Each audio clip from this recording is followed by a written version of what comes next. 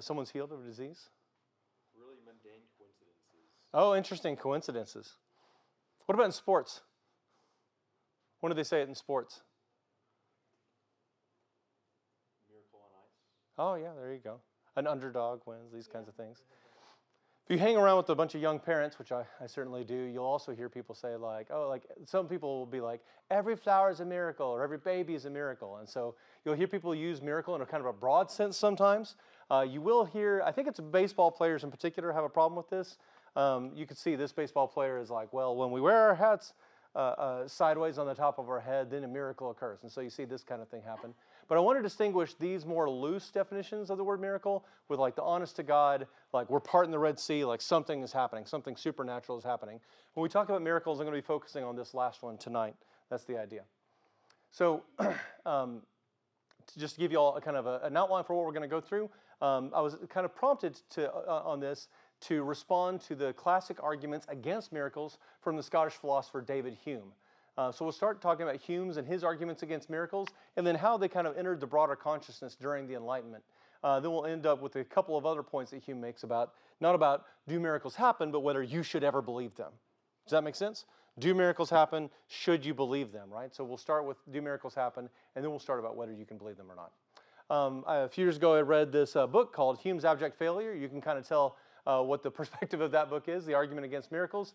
I'll go ahead and tell you, if you're looking for books to read on the topic, this one's kind of intended for professional philosophers. In my own field, there's an old saying that for every equation you put in your book sales will drop by a factor of 2. And so this book has that problem in spades. It has Bayes' theorem and all kinds of things in there. But one thing I liked about this book is soon after I started reading it, I actually, can y'all tell what's this painting?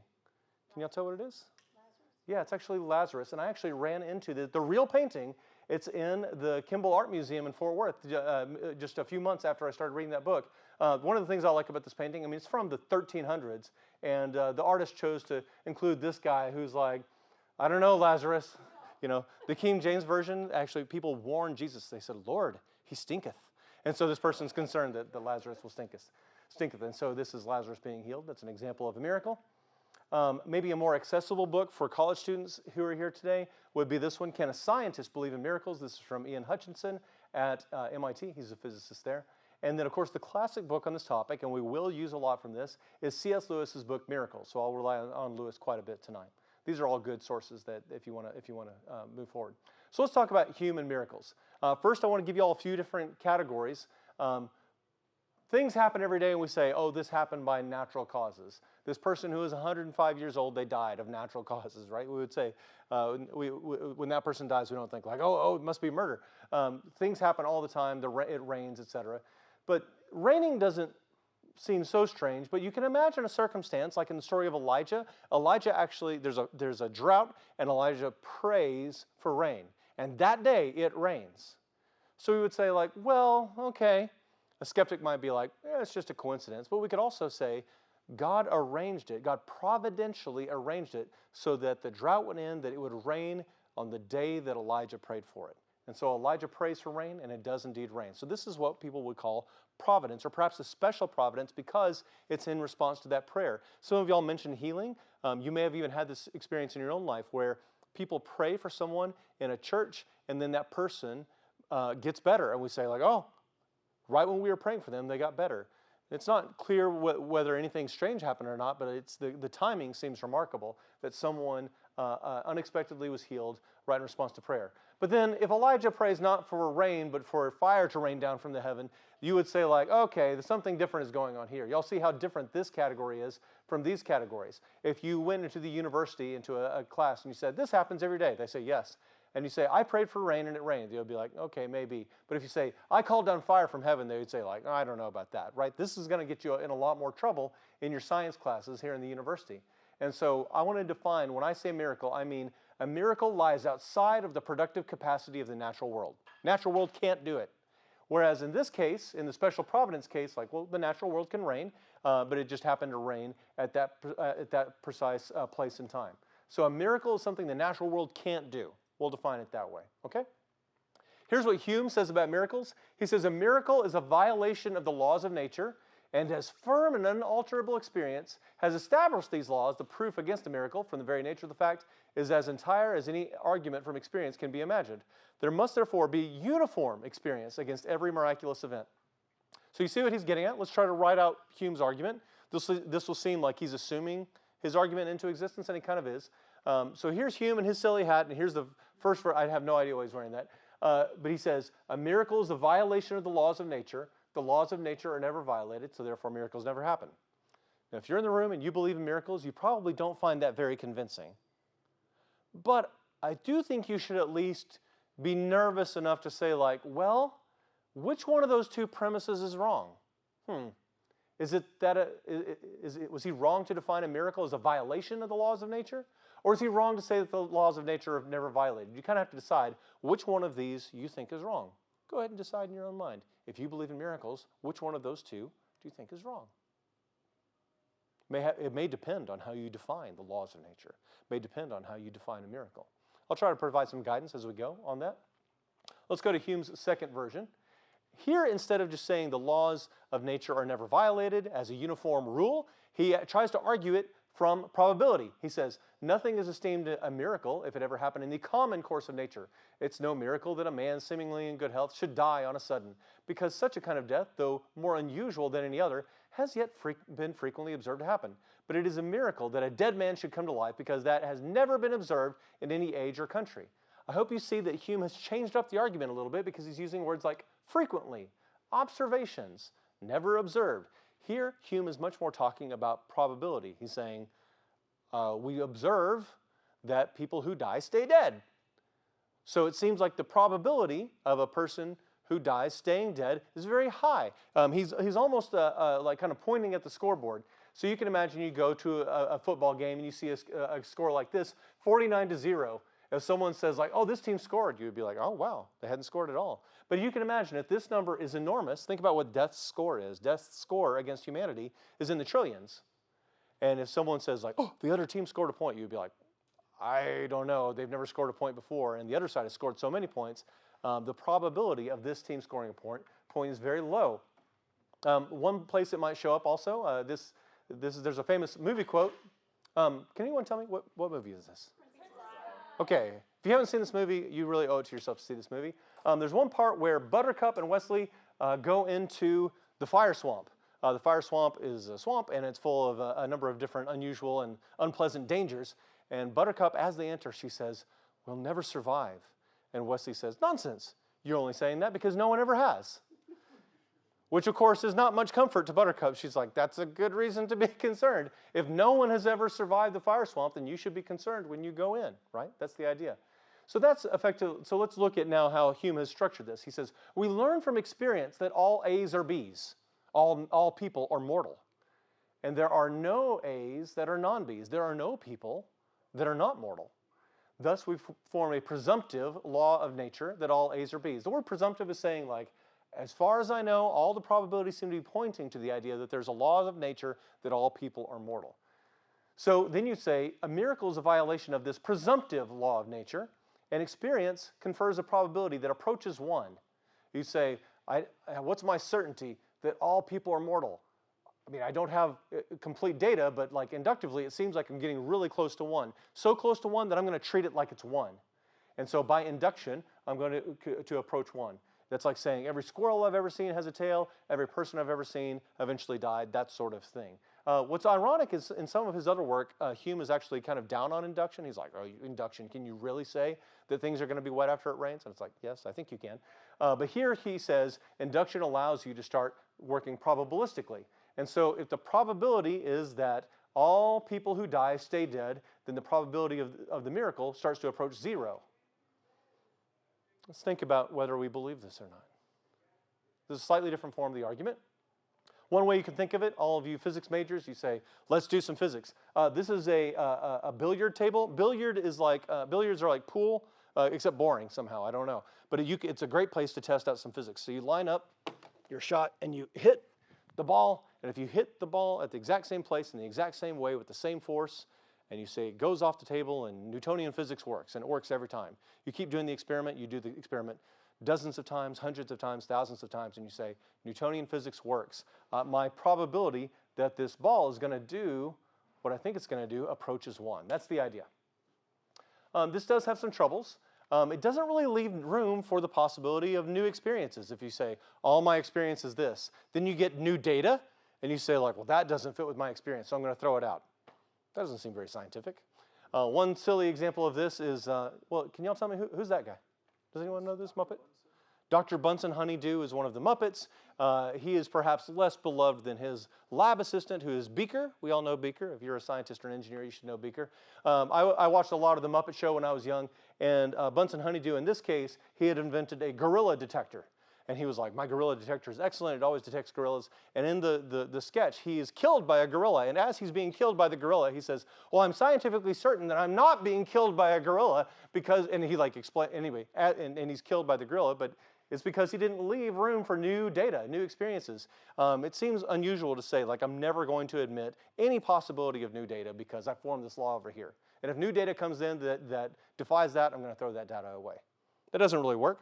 One famous historical example of that is this. This is a story from John Locke, maybe a little before David Hume, about the king of Siam and the ambassador from Holland, the Dutch ambassador. I'll tell you, you may have a hard time reading this. This is like old-timey, where they would sometimes write some of their S's like an F, where it kind of looks like an F. That's no fun. So are y'all going to read with me with F's and everything? Here we go. All right, I'll read it. As it happened to a Dutch ambassador, who, entertaining the king of Siam with the particulars of Holland, which he was inquisitive after, amongst other things told him that the water in his country would sometimes in cold weather be so hard that men walked upon it, and that it would bear an elephant if he were there. To which the king replied, hitherto I have believed the strange things you've told me, because I looked at you as a fair man, but now I am sure you lie. All right, so Hume would have to say, well, the king of Siam is being rational. He's saying, in all my experience, uniform experience, water does not become solid. It could never bear an elephant. So if this Dutch ambassador tells me that water can become hard and bear an elephant, I'm sure he's lying. So you'd have to put this to Hume and say, what do you make of this? Is the king of Siam right or wrong? Clearly he's wrong, and this has been turned into children's books about the elephants on ice, things like that. So let's think about this. What would Hume say? Well, Hume would be like, well, the king of Siam is wrong because he's not taking all human experience into account. That doesn't really work. Imagine all of humanity lived in the tropics. And he said, we live in the tropics, and our uniform human experience is that water does not become a solid. They'd be wrong, right? So this doesn't really work. All human experience into account doesn't work. A scientist would say all human experience is not enough to warrant total skepticism about something like this, Einstein. And we're right to invoke Einstein. Right? Einstein would say all human experience is that here is the way physics works, here's the way time works. But it turns out if you start going at speeds a little, some fraction of the speed of light, you get some interesting new experiences that no one's ever had before due to relativity. So we shouldn't be, it turns out Einstein was right, even though all of human experience was against him.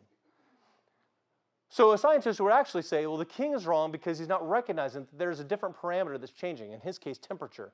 The king of Siam, they weren't trying to tell him, like, hey, in circumstances exactly like yours, the water becomes hard. They're saying, in circumstances different than yours, at a lower temperature, you can get solid water. Similarly, you could say, Einstein says, it's not that you're wrong, it's that we're going to enter into a new parameter space where you're going at relativistic speeds, and then you'll encounter new and interesting physics.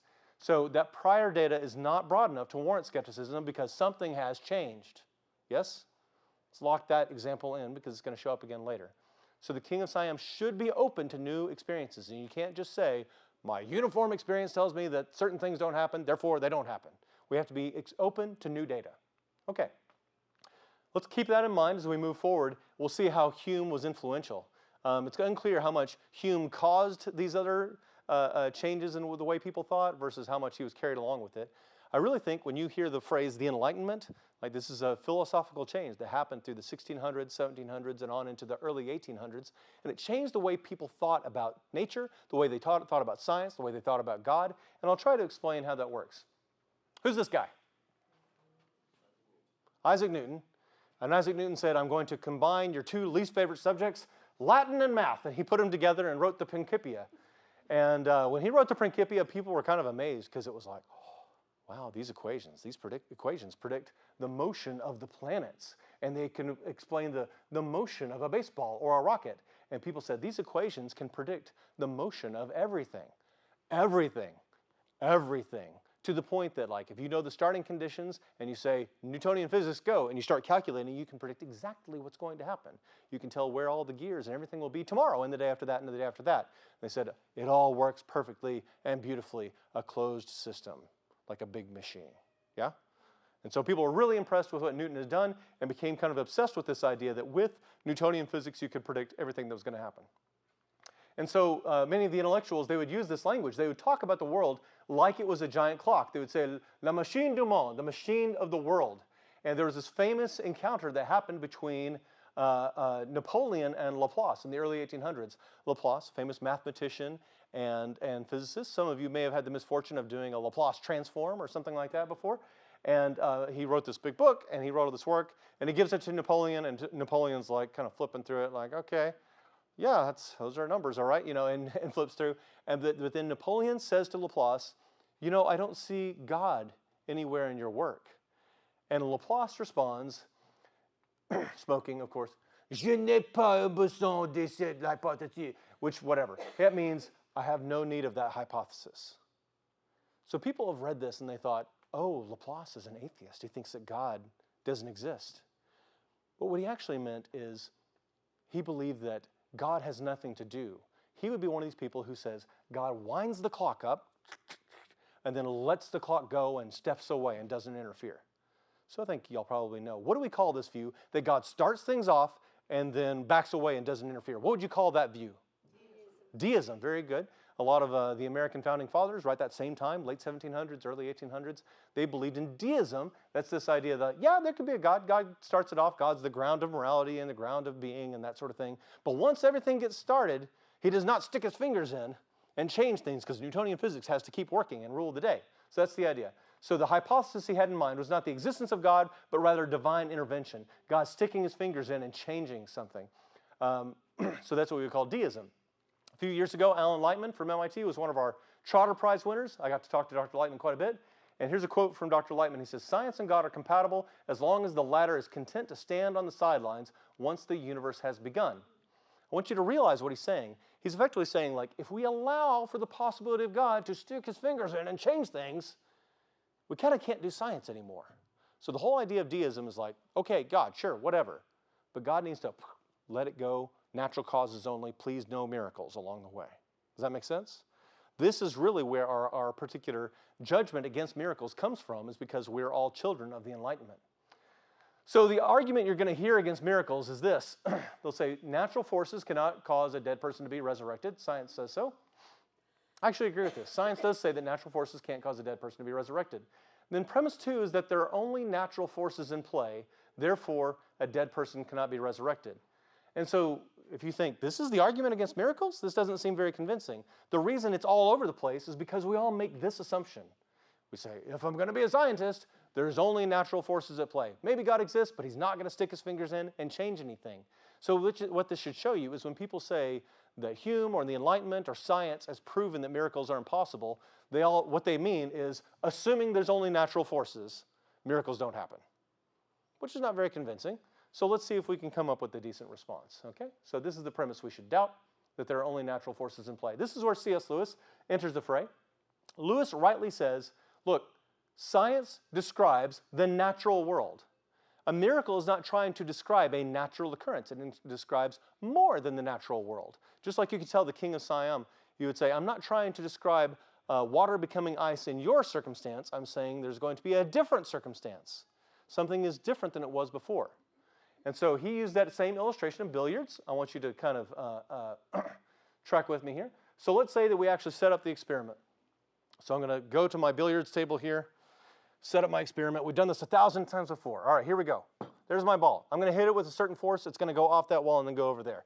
Newton says so. It's going to happen.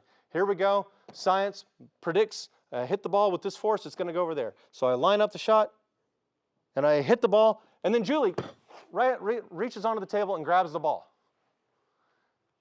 Okay, so my prediction was not true. Did we just disprove science? Yes or no? No. No. But my prediction didn't come true. Why? Julie interfered. Those of you who've taken science and engineering classes, you know that they always tell you to do that. What is this little dotted line? You say, I'm defining my system. You say, this is my system.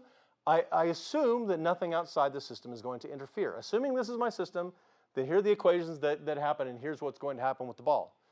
So I didn't disprove science. It just turns out my assumptions when I made my calculation weren't true, because I assumed that Julie wasn't going to reach onto the table and change things, but she did.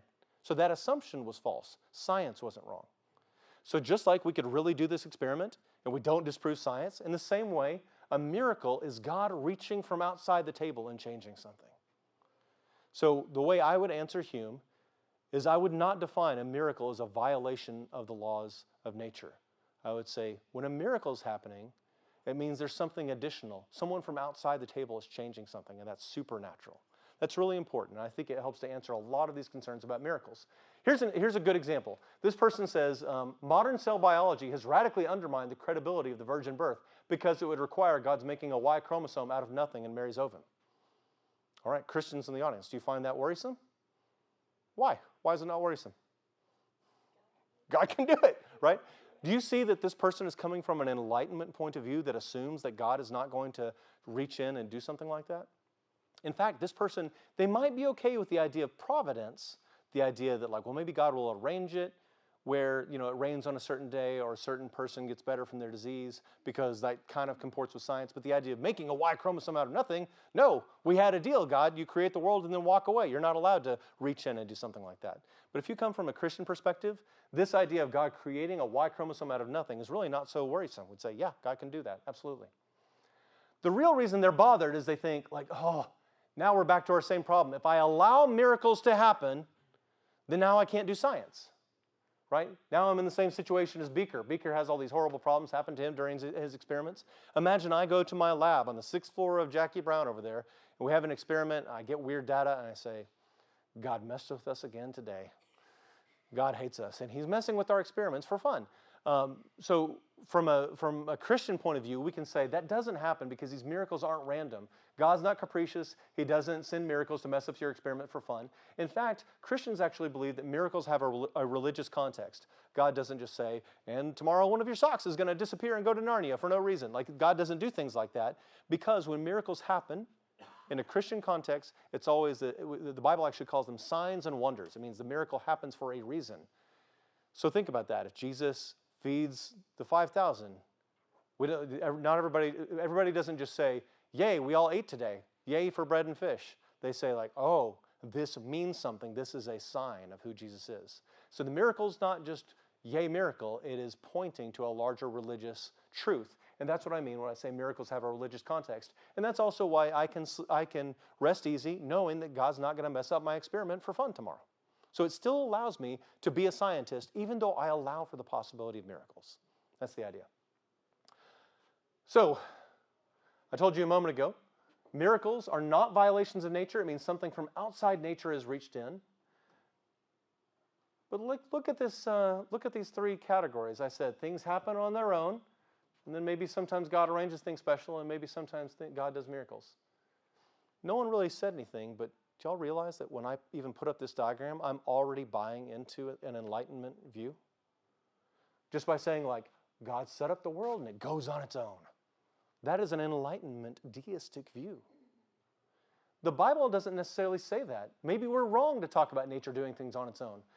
When the Bible talks about God, it's rarely talking about God as outside the system, the way the deists do, only occasionally reaching in. Instead, what you'll see in Scripture is that God is the sustainer of the universe. It's by God's will that every little atom continues to act in a regular and predictable way. You can see this multiple places in Scripture. In Hebrews 1:3, it says that Christ is upholding the universe by his word of power.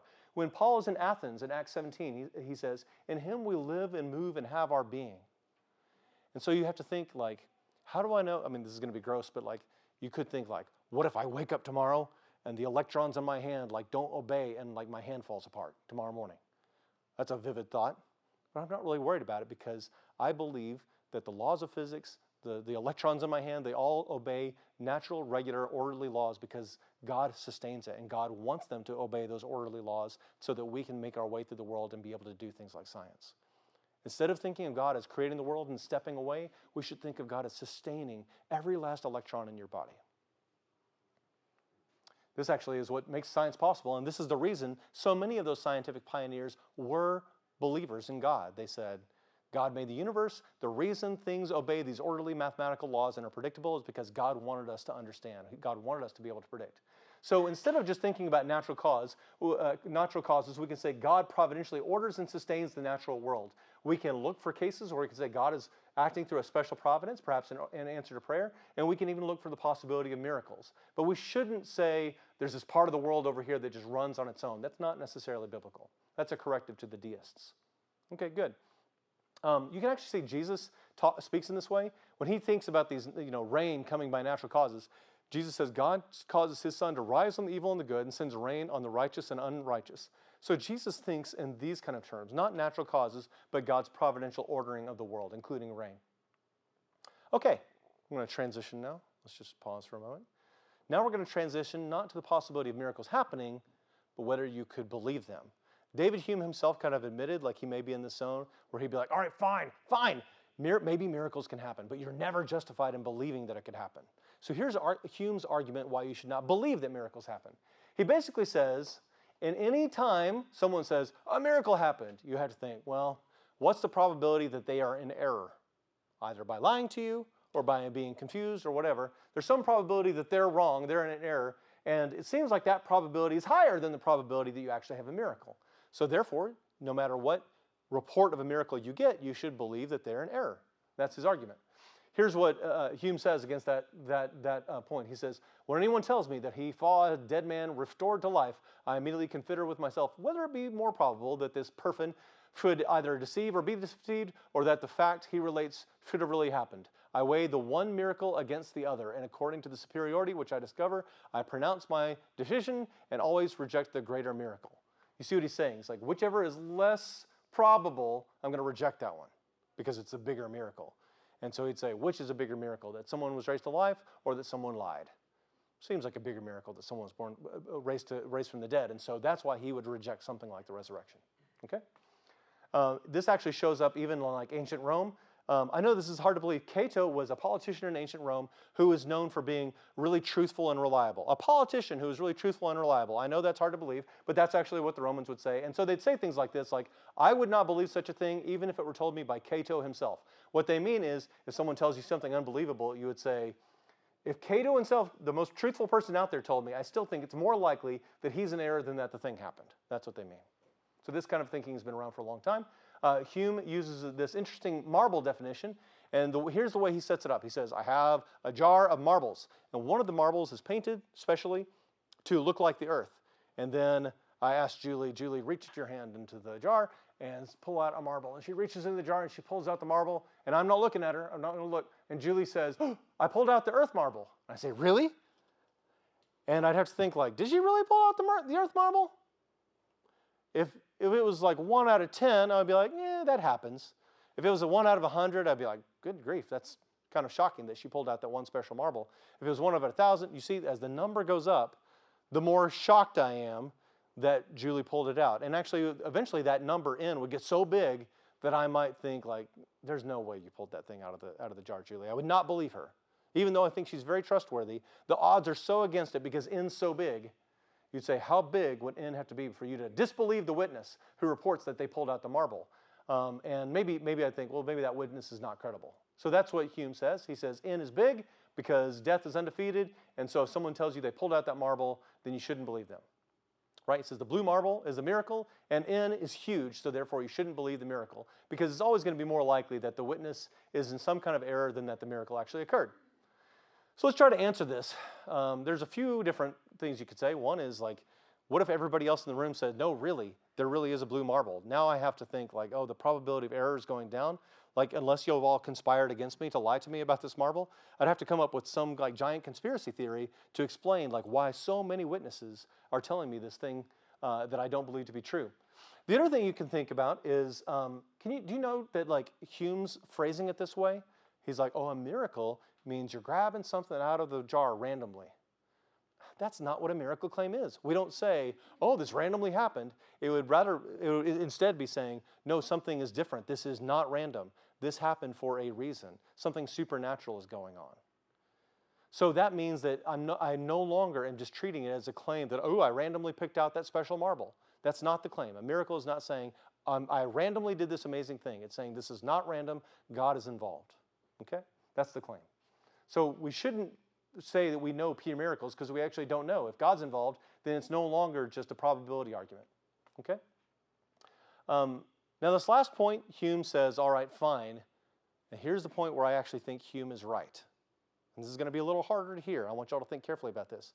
Hume's last argument against miracles is he says, people from different religious backgrounds, this religion, that religion, they all have miracle claims. And whatever religion you are, maybe you believe the miracle claims in your own faith, but you're super skeptical about all the other claims. Why is that? So that's his argument. So here's a picture. I actually had a fun discussion with a couple of LDS elders just out here in the MSC, just in the last hour. So there's this claim that Joseph Smith found these golden tablets and that he's a prophet from God, and I don't believe it. I don't believe that's true. And so Hume would say, well, look, a lot of conflicting religions claim miracles. Why does Micah accept some in his faith but not others? Am I just prejudiced because of the way I grew up? So Hume says there's nothing really to make some miracle claims more acceptable than others, and so you need to be consistent in your claims of credibility. I think he's got a point. So we need to think about whether those miracle claims have similar evidence. The other thing you should note is Hume assumes that if a miracle is observed in a particular religious context, it confirms those religious claims. I will tell you, I don't necessarily believe that to be true. I'm a Christian, as y'all know. There are a lot of different denominations of Christians, and some of them, I think, are in error on certain points. Does that mean that a miracle can't happen in their midst? I think a miracle could happen in their midst, but it doesn't automatically put the stamp of truth on everything they've ever taught. The reason I know that is because chances are all of us are theologically off about something. And a miracle happening in our context doesn't mean that everything we theologically say is correct. So I think Hume is wrong to say that a miracle is confirming those religious claims. That's not necessarily true. But we actually, this idea that there's no good reason to accept some but not others, I think Hume is also wrong about this. We can actually go in and do the hard work and say, am I being more skeptical towards some miracle claims and credulous toward others? If we're trying to be consistent, we should say, why do I believe this miracle claim and not that miracle claim? We do need to be consistent. And I think you can make good arguments for why the miracle claims in the Bible are credible and some of these other claims from other faiths are not credible. I think you can actually do that. But you actually have to go and do some digging and find out about reliable witnesses and testimony and things like that. Okay? So to summarize what we've talked about, Hume says miracles are violations of natural laws, and natural laws are, statistically at least, never violated. C.S. Lewis answers this by saying, a miracle is not really a violation of natural law. We're not saying that someone rose from the dead naturally. We're saying it happened supernaturally. So someone reached in from over the dotted line and changed things. And if someone says, but that makes science impossible, if you believe in a God who doesn't do miracles capriciously and randomly, but does it for clear reasons, then science is still possible, even though we've allowed for the possibility of supernatural. Hume also says there's never enough credible witnesses sufficient to establish a miracle. You'll hear people say this, well, extraordinary claims require extraordinary evidence. This isn't necessarily true. You don't want to just treat a miracle as a claim statistical anomaly, like I picked out the special marble out of 10,000. Instead, a miracle is not saying it's random, but rather that something supernatural has occurred. So Hume is still really making the same mistake here of treating the miracle as a natural random anomaly instead of the supernatural claim that it actually is. This last point that Hume makes, everyone's a skeptic about most miracle claims, so why not be skeptical about all of them? And the answer is you actually have to do the hard work, weigh the witness testimony and the evidence in each case, and actually have a good reason why you are a believer in your particular faith and why you're skeptical toward others. There needs to be a real difference between those two. It doesn't make any sense to be fideistic or have blind faith in one and then not apply that same credulity to these other cases. So, all right, with that, I think I will close out and open it up for questions. Thank you, guys. Appreciate it.